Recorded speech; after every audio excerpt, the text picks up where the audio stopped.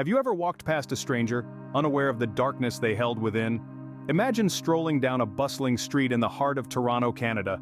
You pass by a seemingly ordinary man, indistinguishable from the crowd. His name is Bruce McArthur, a friendly neighborhood landscaper, known for his green thumb and affable demeanor. His life appears to be as normal as anyone else's. He's the kind of guy you'd wave to across the picket fence, the kind of guy you'd trust to care for your garden while you're away. But beneath the surface of this mundane existence, a chilling reality lurks. Behind the facade of normalcy, behind the friendly exchanges and the everyday interactions, hides an unseen danger. A secret so sinister, it could chill your blood.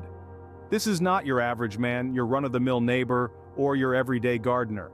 This is a man who harbors a darkness so profound it's almost inconceivable. Bruce McArthur, the landscaper, the neighbor, the friendly face, is not who he seems. Beneath the veneer of his ordinary life, beneath the smiles and the casual waves, lies a terrifying secret. A secret so horrifying it would change the way the world looked at him forever. The soil under his nails, the dirt on his boots, the shrubs he meticulously trims, all tell a tale darker than the deepest shadows of the night. The scent of the fresh earth, the rustle of the leaves, the sweet fragrance of blooming flowers all mask a dreadful truth. A truth that was waiting, biding its time, waiting to be discovered. A truth that would turn a seemingly peaceful garden into a garden of horrors. A truth that would make the most beautiful roses wilt in fear. A truth that would shake the city of Toronto to its core. Little did the world know, McArthur's garden of horrors was yet to be unearthed. Bruce McArthur, a friendly face, a father, a landscaper, but was there more to this picture? Bruce McArthur, by all accounts, was an ordinary man. Born in 1951 in rural Ontario, Canada, he grew up in a world far removed from the grisly headlines that would later define him. His childhood was typical of the era: school, chores, family outings. He was the middle of 5 children, part of a hard-working, close-knit farming family. After graduating from high school, McArthur ventured into the world of business, operating a small store in a local mall. He married and fathered 2 children, a seemingly normal family man leading a seemingly normal life. His friends and neighbors knew him as a jovial, hard-working individual, always ready with a smile and a helping hand. In the late 90s, McArthur made a career switch to landscaping. He seemed to have a natural knack for it, turning mundane backyards into lush green havens. Clients praised his work, his attention to detail, his dedication.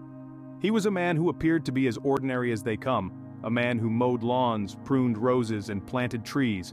But as we peel back the layers of McArthur's life, we start to see glimpses of something else. An underlying tension, a feeling that something just wasn't right. There were whispers, rumors even, of a different side to Bruce McArthur. A side that didn't fit the picture of the friendly landscaper, the loving father, the jovial neighbor. There were brushes with the law, a conviction for assault in the early 2000s. Yet, these instances were largely dismissed as aberrations, anomalies in an otherwise ordinary life. But were they? Or were they early warning signs, harbingers of the horror that was to come?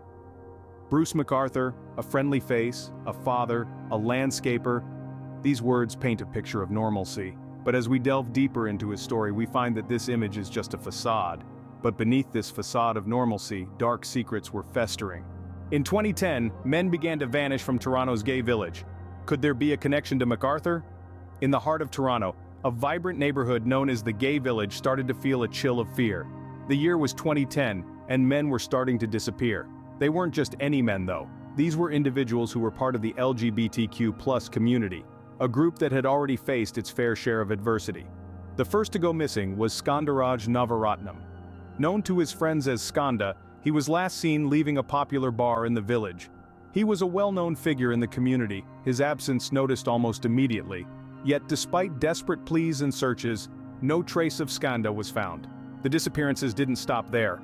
Over the course of 2 years, 3 more men went missing: Abdul Basir Faizi, Majid Kaihan, and Soroush Mahmoudi. All had ties to the gay village, and all vanished without a trace. The community was in a state of shock and grief, their safe haven suddenly feeling much less secure. The police launched investigations into the disappearances, but progress was slow. There were no leads, no clear connections between the victims, apart from their association with the gay village. The community began to speculate. Could these disappearances be the work of a serial killer? Yet, despite the rising fear and speculation, one man seemed to remain unaffected. Bruce McArthur, a seemingly ordinary landscaper, went about his life as if nothing was amiss. He continued to frequent the bars and shops of the village, his presence going largely unnoticed in the midst of the community's grief. But in the background, the predator was lurking, taking advantage of the community's vulnerability. As the gay village mourned the loss of its own, the true danger went unnoticed. Bruce McArthur, the man who would soon be revealed as a monster, continued his sinister activities under the veil of normality. As the community mourned, the predator continued his hunt, unnoticed. In 2017, a break in the case would come, but not before more lives were lost.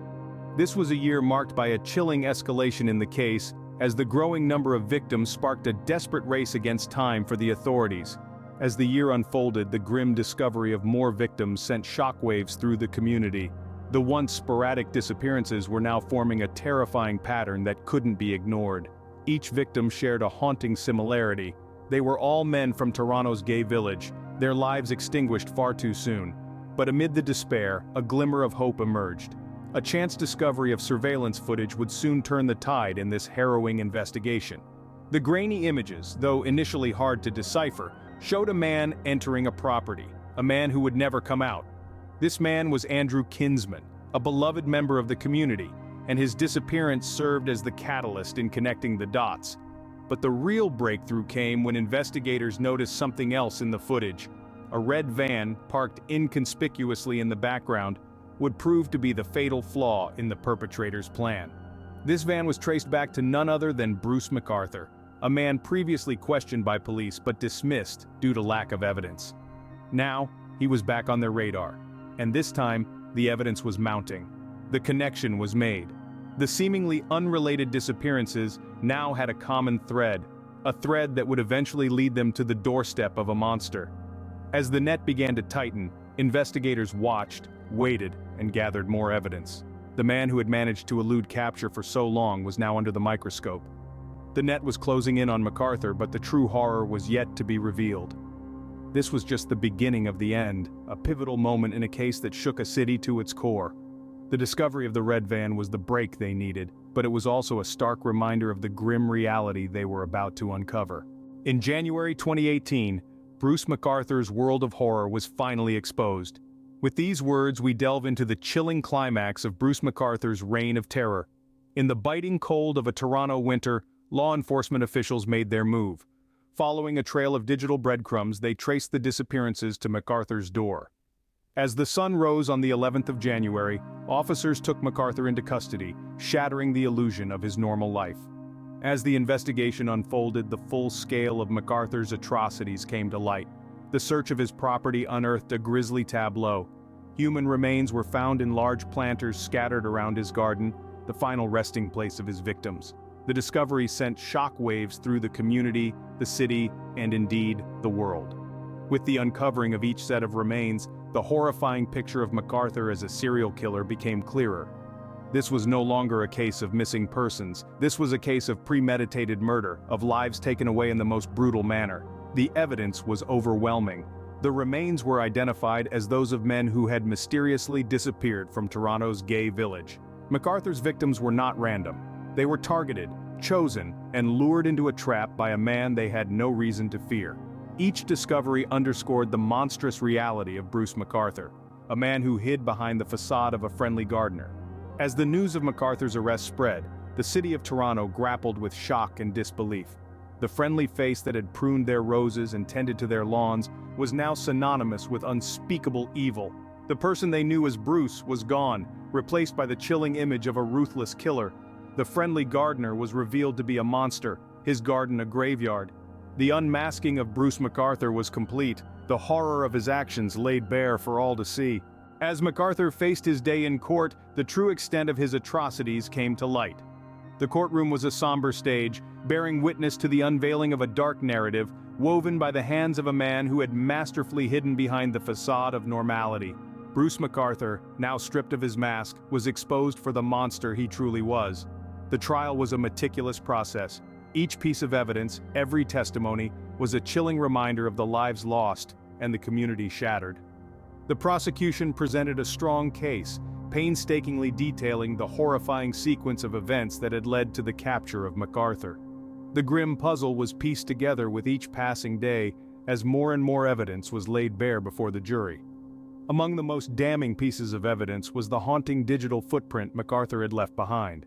Forensic analysts had uncovered distressing photos of his victims on his computer, a chilling testament to his gruesome acts. The prosecution also presented physical evidence, including personal items of the victims found in McArthur's possession, and the gruesome discovery of human remains on a property where he worked as a landscaper. As the trial unfolded, McArthur remained eerily composed, his face betraying little emotion. It was not until his guilty plea that the courtroom saw a flicker of what could be interpreted as remorse. But for many it was too little, too late. The damage had been done, lives had been horrifically ended, families torn apart, and a community left reeling in the wake of his actions. The verdict came as no surprise, guilty on all counts. The judge, in delivering the sentence, spoke of the monstrous nature of McArthur's crimes, the lives he had taken, and the lasting impact on the community. The courtroom held its breath as the finality of the sentence was declared. McArthur was sentenced to life, with no possibility of parole for 25 years. McArthur was sentenced to life, but the scars he left on the community remain. The trial may have ended, but the echoes of his atrocities continue to reverberate, a chilling reminder of the monster that once walked among them. In the wake of McArthur's crimes, a city was left to grapple with the tragedy. The Toronto community was left in shock, a once safe haven now tainted by the horrifying acts of one man. Friends, families, and neighbors were left to question how such a monster could have lived among them, undetected, for so long. The chilling reality that evil can wear a friendly face was a bitter pill for many to swallow. The case had a profound impact on the community, sparking a wave of grief and outrage that echoed through the city streets. Vigils were held to honor the victims, their names etched into the hearts of those who mourned them. The sorrow was palpable, a heavy weight that hung in the air long after the courtroom doors closed. In the face of such horror, the law enforcement agencies were forced to take a hard look at their procedures. The case exposed gaps in the system that allowed McArthur to evade justice for so long. In its aftermath, there was a renewed commitment to improving investigative processes and enhancing victim support services. The tragedy served as a stark reminder of the importance of vigilance in the face of evil. The community, though scarred, began to heal. Conversations about safety, acceptance, and justice filled the city's cafes, homes, and offices.